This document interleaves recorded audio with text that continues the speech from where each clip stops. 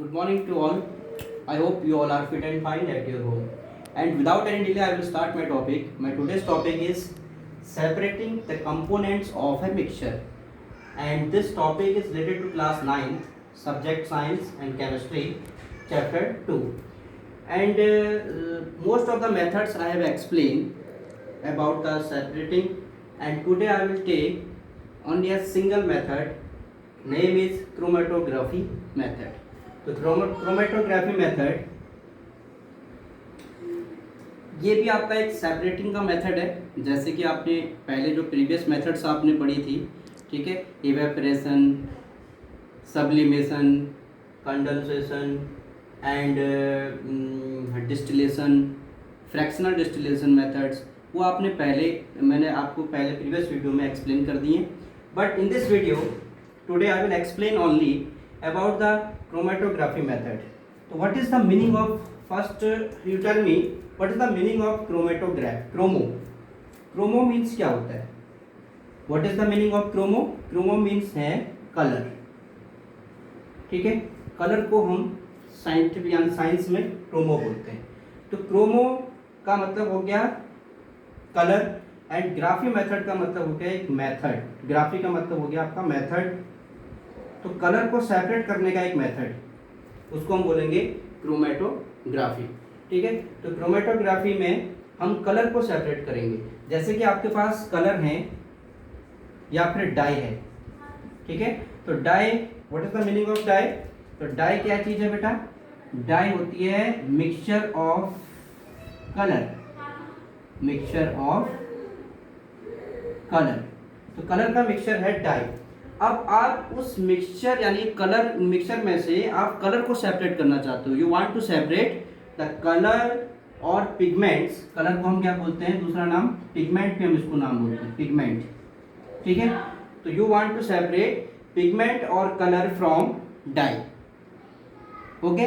तो here dye is a mixture.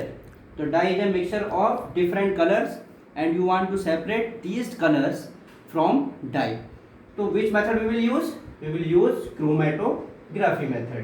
तो आपको मैंने पहले भी आपको बताया था कि डाई में से वाटर कैसे सेपरेट करते हैं. तो डाई में से अगर वाटर को सेपरेट करना है तो वहाँ पर मैंने आपको बताया था इवेपरेशन मेथड यूज करते हैं. तो सबसे पहली मेथड जो मैंने आपको एक्सप्लेन की थी, तो वहाँ पर केवल डाई में से आपने वाटर को इवेपरेट किया था.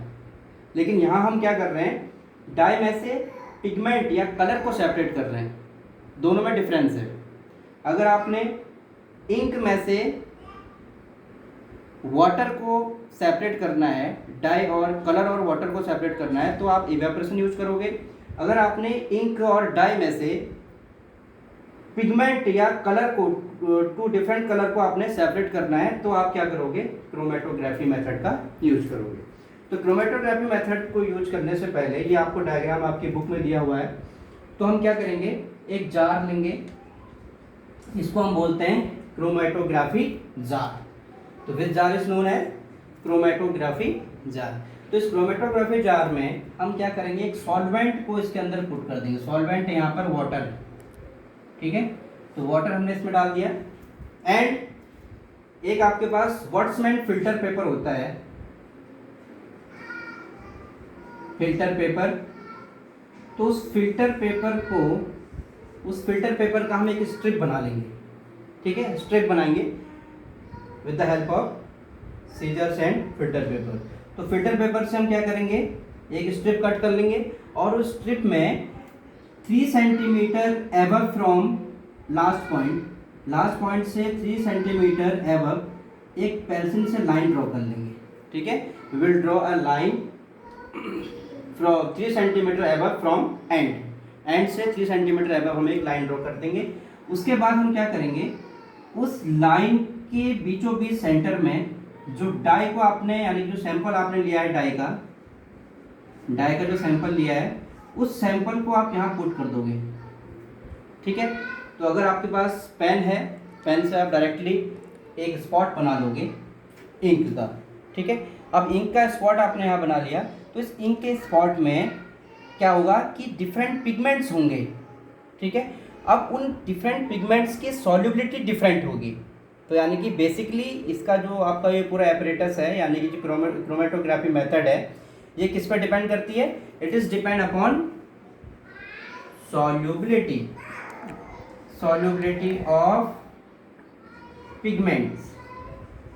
ठीक है, तो सॉल्युबिलिटी पे डिपेंड करती है कि कौन कितना फास्टली सॉल्युबल है। ठीक है, अब पिगमेंट है तो वो पिगमेंट डिफरेंट पिगमेंट्स होंगे तो मिक्सचर डाई बनेगा। ठीक है, अब वो डिफरेंट पिगमेंट का सॉल्युबिलिटी डिफरेंट होगी। ठीक है, सॉल्वेंट में अगर हम उसको डिजोल्व करेंगे तो डिफरेंट पिगमेंट की डिफरेंट सॉल्युबिलिटी होगी। ठीक है, जैसे कि आपने क्या किया, यहाँ पर आपने मिक्सचर ले लिया डाई का और एक स्पॉट बना लिया। अब आप क्या करोगे, we will lower this strip with sample in this jar. तो हम इसमें क्या करेंगे, इस जार के अंदर इसको लटका देंगे, लोअर कर देंगे। ठीक है, तो जार के अंदर रख देंगे। तो जार के अंदर ऐसा रखेंगे कि ये इतना पोर्शन आपका जो है वाटर में डूबा रहे। ठीक है, और जो आपका स्पॉट है, यानी कि जो आपने जो इंक का स्पॉट लिया है ऊपर, वो आपका वाटर से थोड़ा ऊपर हो। वाटर लेवल आपका यहाँ तक है, इससे ऊपर आपका ये सैंपल है।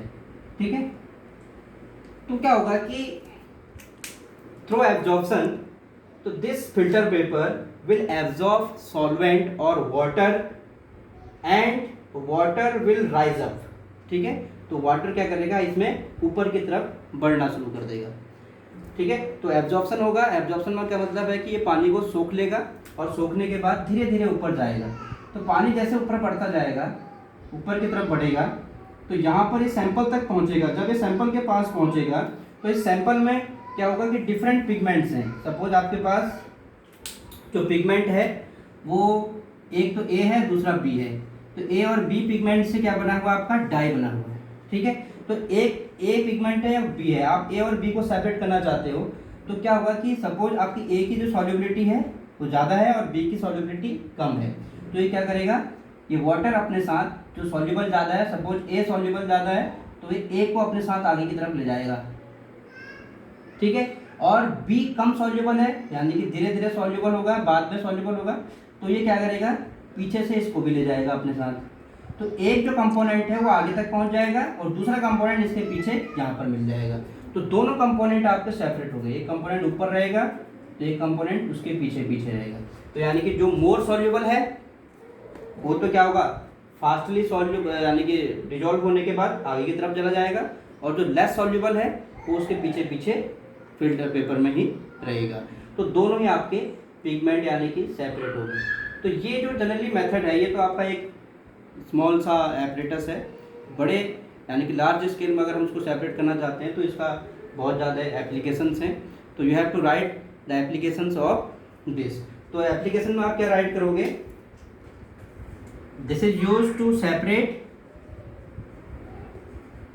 The pigments of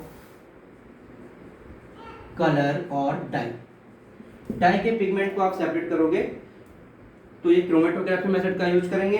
second, to separate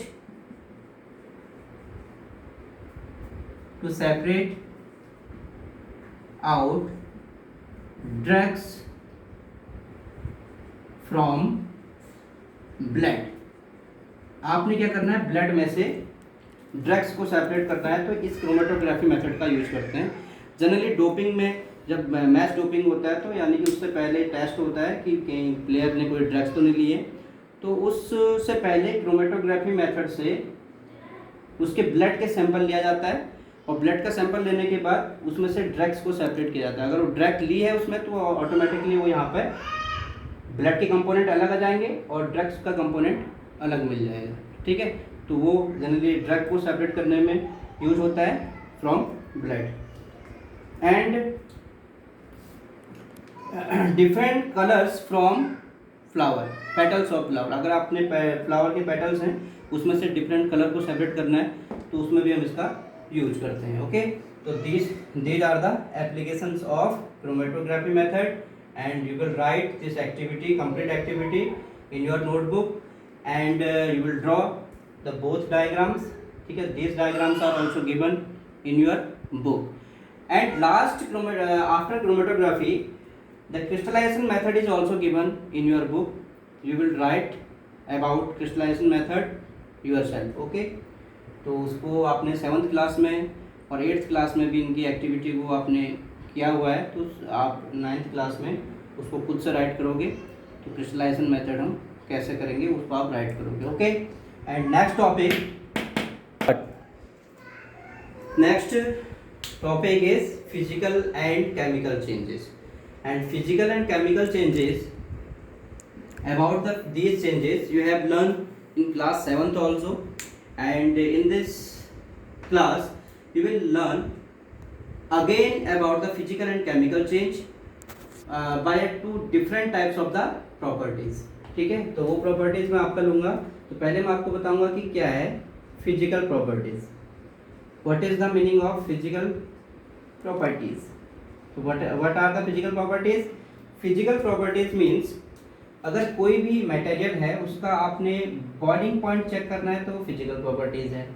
melting point अगर आप लोगे तो फिजिकल प्रॉपर्टीज़ है। एंड कलर फिजिकल चेंज और फिजिकल प्रॉपर्टीज़ हैं। ठीक है, and after colour size physical property. And state of matter, state भी अगर चेंज होता है तो वो भी आपके फिजिकल प्रॉपर्टीज के अंदर इंक्लूड होते हैं। ठीक है, अगर किसी भी मटेरियल में इन फिजिकल प्रॉपर्टीज में कोई चेंज आता है तो उसको हम बोलते हैं फिजिकल चेंज। फिजिकल प्रॉपर्टीज का मतलब कि आपने उसको उसके बॉइलिंग पॉइंट में कुछ चेंज कर दिया, उसके मेल्टिंग पॉइंट में कोई चेंज आ गया, उसके कलर में कोई चेंज आ गया आफ्टर रिएक्शन या आफ्टर एक्टिविटी, एंड उसके साइज में कोई चेंज आता है तो उसको हम बोलते हैं फिजिकल चेंज। जैसे मैं साइज का एग्जांपल ले लेता हूँ। आपके पास है वुड, पीस ऑफ वुड है। ठीक है, आपने क्या किया कि इस वुड के यहाँ से, इस वुड को यहाँ से ब्रेक कर दिया। ठीक है, और ब्रेक करने के बाद इसके दो पीस बना दिया आपने।